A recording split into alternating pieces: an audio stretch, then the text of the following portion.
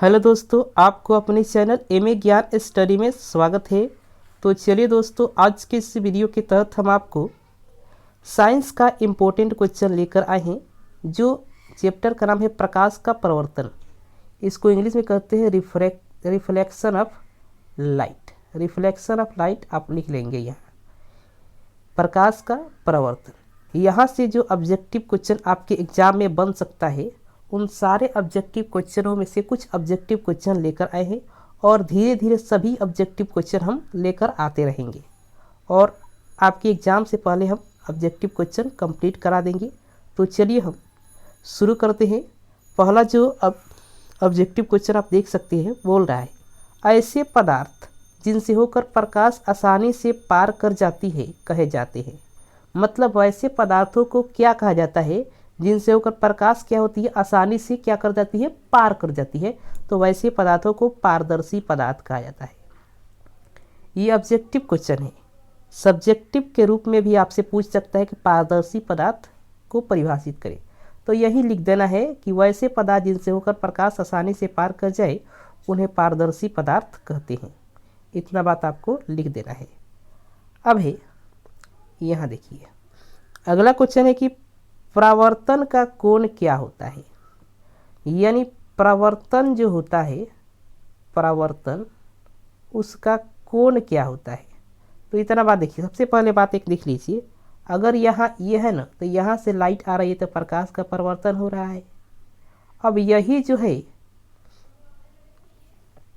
एक होता है आपतन कोण, एक होता है परावर्तन कोण। तो ये जो होता है, जो दूसरा वाला परावर्तित किरण द्वारा और अभिलंब के द्वारा जो कड़ा बना कोण होता है वह परावर्तन कोण होता है। तो कह रहा है परावर्तित किरण और दर्पण की सतह पर खींचे गए अभिलंब के बीच का जो कोण होता है उसी को परावर्तन कोण कहा जाता है। आप समझ गए कि परावर्तन कोण किसे कहते हैं। परावर्तन कोण जो होता है परावर्तित किरण और अभिलंब के बीच का कोण होता है।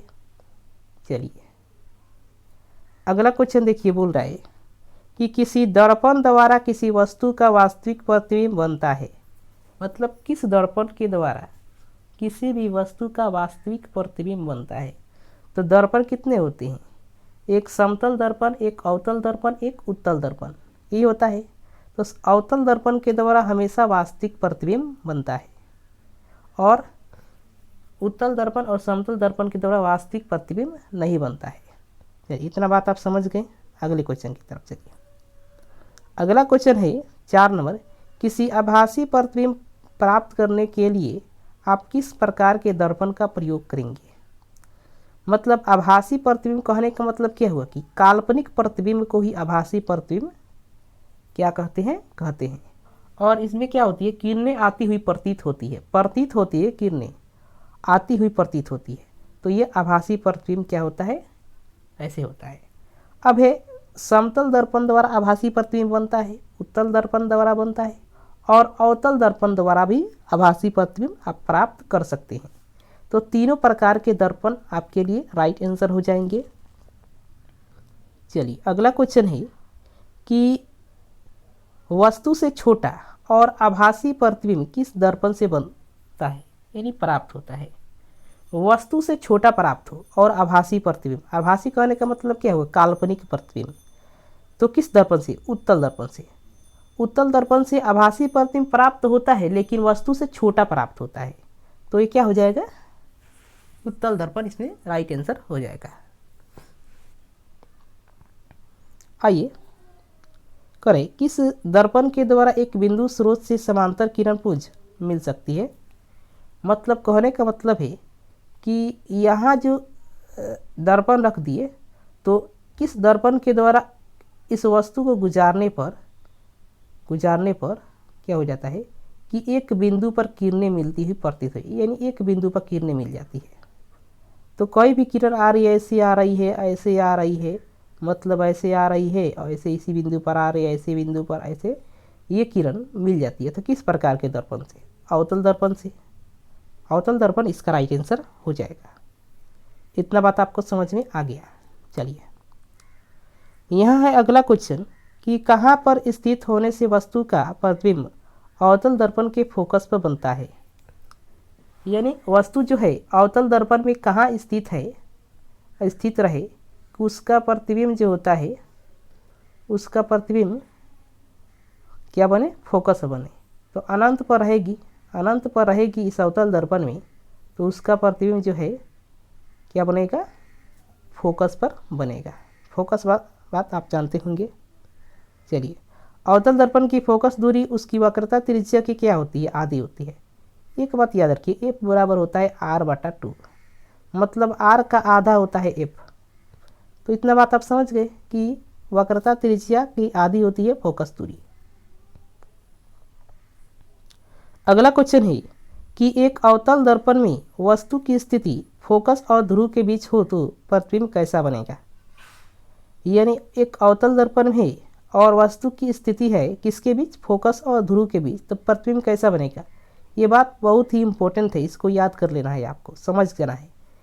और प्रतिबिंब कैसा बनेगा, आभासी बनेगा और बड़ा बनेगा। आभासी प्रतिबिंब अवतल दर्पण में कब बनता है, इस प्रकार से भी ये क्वेश्चन घुमा कर पूछा जा सकता है।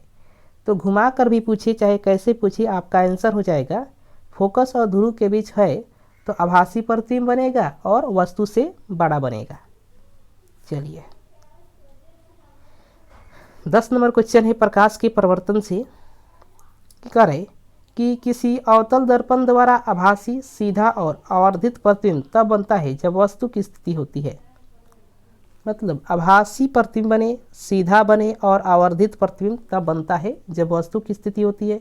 देखिए, वही पहले वाला जो क्वेश्चन आपने देखा, ये वाला क्वेश्चन आपने देखा ना, यही सेम टू सेम क्वेश्चन को क्या किया, घुमा कर पूछा है। देखिए यहाँ देखिए, इसी को घुमा कर यहाँ पूछा गया क्वेश्चन है कि जब किसी अवतल दर्पण द्वारा आभासी, सीधा और आवर्धित प्रतिबिंब तब बनता है जब वस्तु की स्थिति होती है। यह ऑब्जेक्टिव क्वेश्चन पूछा गया ऑब्जेक्टिव क्वेश्चन है, इसको आपको ध्यान रखना है। तो दर्पण की ध्रुव और उसके फोकस के बीच है, यही क्वेश्चन है, घुमा कर पूछ दिया गया क्वेश्चन आपसे। तो यहाँ आपको आंसर बताना पड़ेगा। अगला क्वेश्चन है कि मोटर गाड़ी के चालक के सामने लगा रहता है। मोटर गाड़ी के चालक के सामने कौन सा दर्पण लगा रहता है, तो उत्तल दर्पण। साइड मिरर के रूप में कौन सा दर्पण होता है, उत्तल दर्पण। अब आइए, उत्तल दर्पण द्वारा बना प्रतिबिंब होता है, यानी उत्तल दर्पण द्वारा किस प्रकार का प्रतिबिंब बनता है, तो काल्पनिक बनता है और सीधा बनता है। काल्पनिक और सीधा जो प्रतिबिंब होता है उत्तल दर्पण के द्वारा प्राप्त किया जाता है। आइए अगले क्वेश्चन की तरफ चलते हैं। अगला क्वेश्चन देख लीजिए, बोल रहा है कि एक दर्पण से किसी भी दूरी पर स्थित एक वस्तु का सीधा प्रतिबिंब ही प्राप्त होता है, दर्पण हो सकता है। यानी किसी भी दूरी पर स्थित है वस्तु, उसका हमेशा सीधा ही प्रतिबिंब बनेगा। तो सीधा प्रतिबिंब किस प्रकार के दर्पण से बनता है, समतल दर्पण और उत्तल दर्पण के द्वारा। अवतल दर्पण के द्वारा भी बनता है, लेकिन सभी स्थितियों में नहीं बनता है। यहाँ करें किसी भी दूरी पर, मतलब किसी भी दूरी, कहीं भी रख दे तो कहीं भी रख सकते हैं, समतल में, उत्तल में। चलिए, संबंध F बराबर r/2 सत्य है, तो किसके लिए सत्य है, उत्तल और अवतल दोनों दर्पणों के लिए सत्य है। अब आप समझ रहे होंगे, आप सोच रहे होंगे कि समतल दर्पण क्यों नहीं लिखे। समतल दर्पण इसलिए नहीं लिखे कि F बराबर जो समतल दर्पण होता है इसमें ये होता है, अनंत होता है। समतल दर्पण की फोकस अगर आपसे पूछ दे कि क्या होता है तो अनंत होता है, इतना बात आपको ध्यान रखना है। एक गोलीय दर्पण द्वारा बने प्रतिबिंब का आवर्धन m ऋणात्मक है, इसका क्या अर्थ है। मतलब एक गोलीय दर्पण है, उसके द्वारा जो प्रतिबिंब बना है का आवर्धन जो है m है, और वो भी क्या है, माइनस में है। इसका क्या अर्थ है कि प्रतिबिंब उल्टा है। प्रतिबिंब जब माइनस में, मतलब आवर्धन जब माइनस में होता है तो प्रतिबिंब हमेशा उल्टा होता है, आपको ध्यान रखना है। चलिए, अब कह रहा है कि यदि किसी दर्पण द्वारा बने प्रतिबिंब का आकार हमेशा वस्तु के आकार के बराबर हो तो दर्पण कैसा होगा। मतलब प्रतिबिंब का आकार है वस्तु के आकार के बराबर, तो दर्पण कैसा होगा, समतल दर्पण। समतल दर्पण के द्वारा वस्तु का जो प्रतिबिंब बनता है वो उसके बराबर ही बन जाता है, इतना ध्यान रखना है। अगला क्वेश्चन है कि किस प्रतिबिंब को पर्दे पर प्राप्त किया जा सकता है, वास्तविक प्रतिबिंब को, याद रखना। चलिए, अगला क्वेश्चन है 18 नंबर कि किस दर्पण में आपतन कोण हमेशा किसी दर्पण में आपतन कोण हमेशा किसके बराबर होता है? तो परावर्तन कोण के बराबर। ये प्रकाश के परावर्तन का नियम है कि आपतन कोण I परावर्तन कोण R के बराबर होता है। जब भी परावर्तन होगा इसमें क्या होगा, आपतन कोण और परावर्तन कोण क्या होता है, बराबर होते हैं। अब आइए अगला क्वेश्चन है कि गोलीय दर्पण के ध्रुव से फोकस की दूरी को क्या कहते हैं? गोलीय दर्पण की ध्रुव से जो फोकस की दूरी होती है उसको एफ, छोटा एफ सूचित करते हैं और इस छोटा एफ को कहते हैं फोकस दूरी कहते हैं। फोकस दूरी कहते हैं, इतना बात आपको ध्यान रखना है। चलिए अगला क्वेश्चन है कि किस दर्पण में वास्तविक और आभासी दोनों प्रतिबिंब बनते हैं? वास्तविक भी बनेगा और आभासी भी बनेगा, तो उस दर्पण का नाम है अवतल दर्पण। अवतल दर्पण में वास्तविक और आभासी दोनों प्रकार के प्रतिबिंब बनता है। अगला क्वेश्चन है उत्तल दर्पण द्वारा वास्तविक वस्तु का केवल कैसा प्रतिबिंब बनता है? तो उत्तल दर्पण में वास्तविक वस्तु का हमेशा आभासी प्रतिबिंब प्राप्त होता है। अबे अगला क्वेश्चन, गोलीय दर्पण में सभी दूरियां किससे मापी जाती है? तो दर्पण के ध्रुव से मापी जाती है। आपको यह भी बात ध्यान रखना है कि गोलीय दर्पण जो होता है उसमें सभी दूरियां कहाँ से मापी जाती है? दर्पण के ध्रुव से मापी जाती है। दर्पण का ध्रुव आप जानते होंगे, यह दर्पण है, इसका जो बीच वाला भाग होता है इसी को ध्रुव कहा जाता है। आइए, जब कोई किरण दर्पण के फोकस की दिशा में आपतित होती है तो वह परावर्तन के बाद दर्पण के किसके समांतर निकलती है? मतलब कह रहे कि जब कोई किरण है दर्पण के फोकस की दिशा में आपतित होती है और वह परावर्तन के बाद दर्पण के किसके समानांतर निकलती है? मुख्य अक्ष के समानांतर। ये अभी आपको समझ में नहीं आया होगा, देखिए कैसे समझेंगे आप। ये एक दर्पण है ना, यह मुख्य अक्ष है, मुख्य अक्ष है ना। अब यहाँ से एक किरण आ रही है, मतलब जब कोई किरण फोकस दूरी की दिशा में आपतित होती है, मतलब यहाँ देखिए फोकस, यहाँ जो है आप समझिए, यहाँ ये मुख्य अक्ष हो गया, ये दर्पण हो गया, देखिए दर्पण हो गया मुख्य अक्ष, यहाँ फोकस हो गया, तो फोकस के समानांतर निकल रही है, फोकस के समानांतर। तो परावर्तन के बाद कैसे होगी? परावर्तन के बाद ऐसे निकलेगी, मतलब मुख्य अक्ष ये है, इसके समानांतर है ये, तो इस प्रकार से निकलेगी। और यही जो है पूछा है आपसे क्वेश्चन। चलिए अगला क्वेश्चन है निर्देशांक चिन्ह परिपाटी के अनुसार आपतित प्रकाश की दिशा में मापी गई सभी दूरियां क्या होती है?